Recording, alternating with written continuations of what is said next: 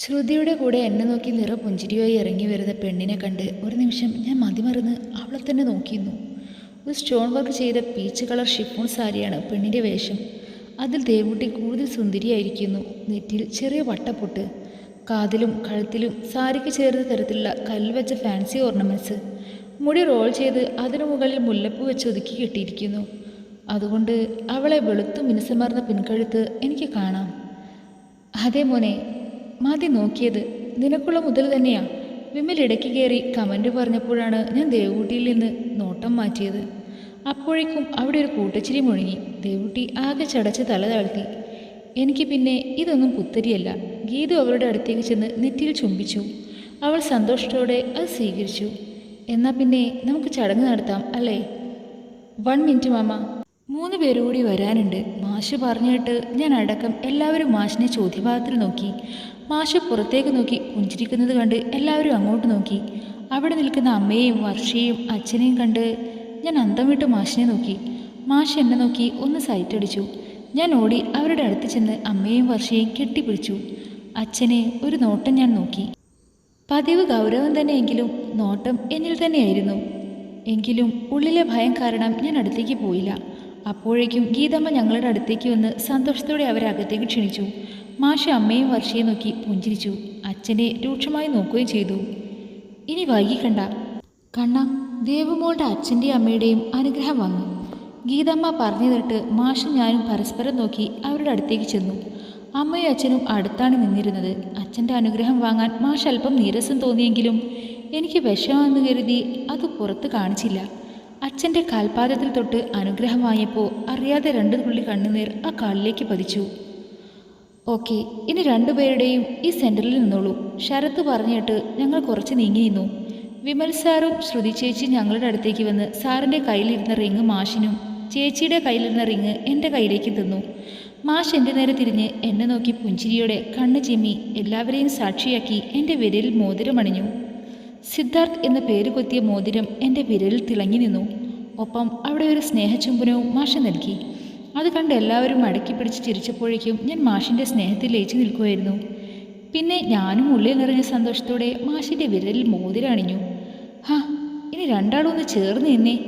അത് പറഞ്ഞിട്ട് മാഷ് എന്നെ ചേർത്ത് പിടിച്ച് ക്യാമറയുമായി റെഡിയായി നിൽക്കുന്ന ശരത്തിന് നേരെ പോസ് ചെയ്തു.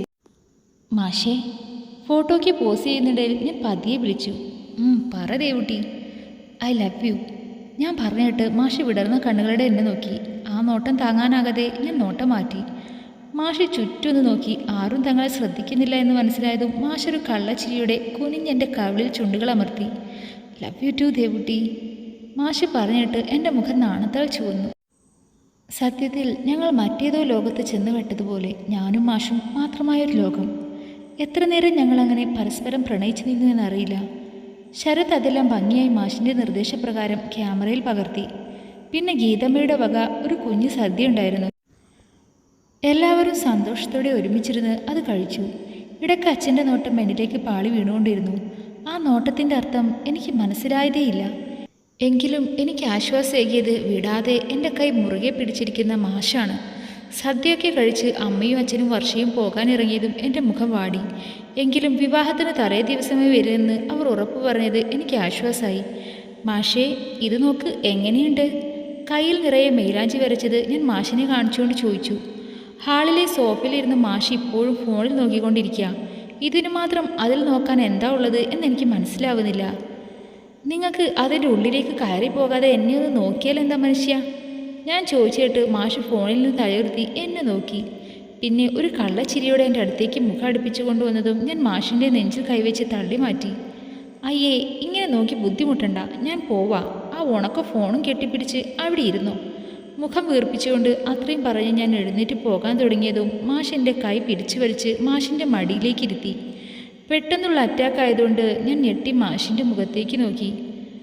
മാഷേ, എന്താ ഇത്? വിട്ടേ, ഞാൻ പോട്ടെ, ആരെങ്കിലും കാണും. അത് ശരി, ഇപ്പം അങ്ങനെയായോ? നീയല്ലേ ഇപ്പോൾ പരാതി പറഞ്ഞത് ഞാൻ നോക്കുന്നില്ല എന്ന്. അതുകൊണ്ട് നീ ഇങ്ങനെ എന്നോട് ചേർന്നിരുന്നു. എത്ര നേരം വേണേലും ഞാൻ നോക്കിയിരിക്കാം.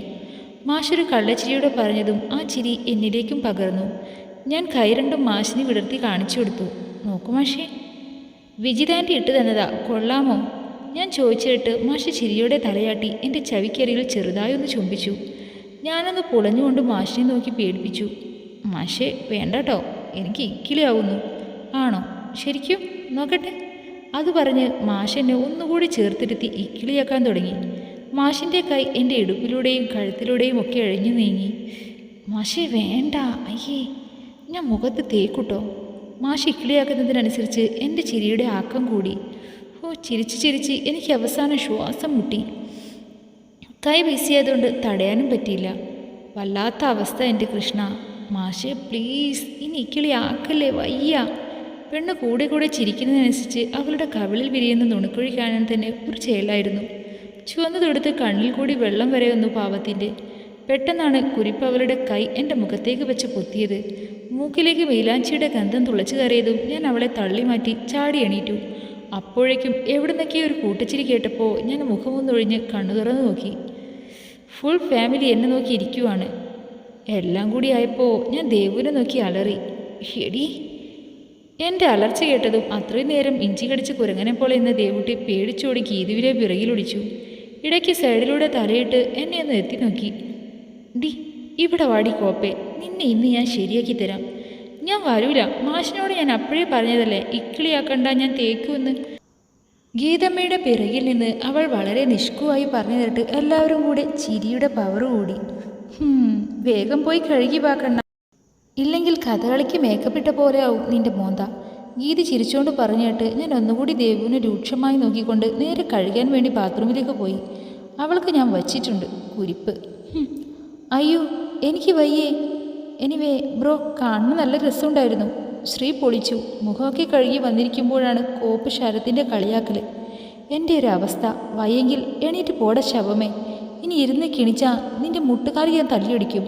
അതും പറഞ്ഞ് അവൻ അവനെ നോക്കി കണ്ണൂരിട്ടിയതും അവനൊന്ന് ഇളിച്ചുകൊണ്ട് എൻ്റെ അടുത്തേക്ക് നീങ്ങിയിരുന്ന് എന്നെ തോണ്ടാൻ തുടങ്ങി. അതെ ബ്രോ, പിന്നില്ലേ? ഛേ, എന്താടാ? അതെ, ഇന്നലെ ശ്രീയുടെ അച്ഛൻ്റെയും അമ്മയുടെയും കൂടെ വന്ന കുട്ടി അവരുടെ അനിയത്തിയാണോ? പിന്നെ അവരുടെ കൂടെ അവരുടെ മകളല്ലാതെ അപ്പുറത്തെ വീട്ടിലെ പെണ്ണു വരൂ. നിനക്കിപ്പോൾ എന്താ? ഏയ് ഒന്നുമില്ല. ആ കുട്ടി കൊള്ളാലേ. അതിന്? ഞാൻ അവനെ അടിപൊളി നോക്കിക്കൊണ്ട് ചോദിച്ചു. അപ്പോൾ അവൻ വീണ്ടും ഒന്ന് ചിരിച്ചു. Something fishy. അതിന് നീ എന്തിനാ ഇങ്ങനെ നോക്കുന്നത്? അവർ നമ്മുടെ ബന്ധുക്കളാകാൻ പോവല്ലേ. അപ്പോൾ പരിചയപ്പെടേണ്ടത് നമ്മുടെ കടമയല്ലേ? ഉവ്വ്.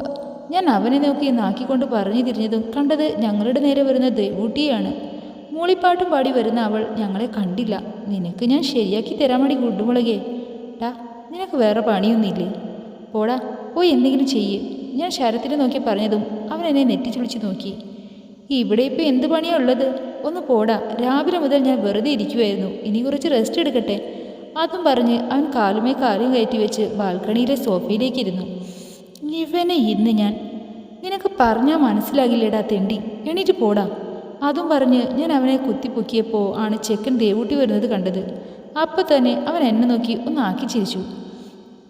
ഓ, അപ്പം അതാണ് കാര്യം. എൻ്റെ പൊന്നോ, ഇനി ഞാനായിട്ട് തരസം നിൽക്കുന്നില്ല, പോരെ? അതും പറഞ്ഞ് അവൻ പോയി. അപ്പോഴേക്കും പെണ്ണിൻ്റെ അടുത്തെത്തി. എന്നെ കണ്ട് ഞെട്ടി അവൾ തിരിഞ്ഞോടാൻ നിന്നതും ഞാൻ അവളുടെ കൈ പിടിച്ച് വലിച്ച് ചുമരിലേക്ക് ചേർത്ത് നിർത്തി. പെണ്ണ് ഞെട്ടി എൻ്റെ മുഖത്തേക്ക് നോക്കി. ഞാൻ ഉള്ളിൽ ചിരിച്ചുവെങ്കിലും പുറത്ത് കലിപ്പ് കാണിച്ചു നിന്നു.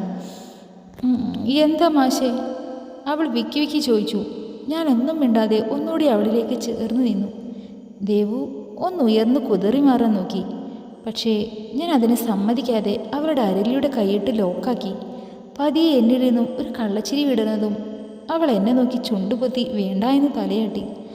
അത് കണ്ട് ഞാൻ അവളുടെ ഇടുപ്പിൽ പിടിമുറുക്കി. അവൾ ശ്വാസം നീട്ടിയെടുത്ത് ഉയർന്നു പൊങ്ങിയതിനൊപ്പം അറിയാതെ അവളുടെ വാ പൊത്തിയിരുന്ന കൈ താനെ അയഞ്ഞു മാറി. അപ്പോഴേക്കും ഞാൻ ആ പനിനീർ അധരങ്ങൾ സ്വന്തമാക്കി. ദേവുട്ടി ഞെട്ടി എൻ്റെ ഷർട്ടിൽ പിടിമുറുക്കി. ആ കണ്ണുകൾ താനെ കൂമ്പിയടഞ്ഞു. എൻ്റെ അധരങ്ങളും ദന്തങ്ങളും അവളുടെ കീഴ്ചുണ്ടിൽ നിന്ന് മേൽച്ചുണ്ടിലേക്കും കുസൃതി കാണിക്കാൻ തുടങ്ങി. ഉമിനീർ തമ്മിൽ ലയിച്ചു രക്തച്ചുവ കലർന്ന് എന്ന് തോന്നിയപ്പോൾ ഞാൻ അവളിൽ പിടിയയച്ചു. അത് മനസ്സിലായതും നാണത്തോടെ പെണ്ണ് എന്നെ തള്ളിമാറ്റി ഓടി. ഒരു ചിരിയോടെ ഞാനും പിറകെ ഓടി. അവൾ സ്റ്റെയർ ഇറങ്ങി താഴേക്കിറങ്ങി പുറത്തേക്ക് ഓടി. ഇടയ്ക്ക് എന്നെ തിരിഞ്ഞു നോക്കി കോക്രി കാണിക്കും. ഞാനും അവളുടെ പിറകെ ഓടി പുറത്തേക്ക് കിടന്നു. പെട്ടെന്നാണ് ഒരു ട്രാവലർ ഞങ്ങളുടെ വീട്ടുമുറ്റത്ത് വന്നു നിന്നത്. ഞങ്ങൾ രണ്ടുപേരും ഓട്ടം നിർത്തി അങ്ങോട്ട് നോക്കി. അപ്പോൾ അതിൽ നിന്ന് ഒരുത്തൻ പുറത്തേക്ക് ഇറങ്ങി എന്നെ വന്ന് കെട്ടിപ്പിടിച്ചു. ഞാൻ അന്തം വിട്ട് അവരെ നോക്കിയിരുന്നു. മച്ചാനെ, ഞങ്ങൾ വந்தாച്ച്.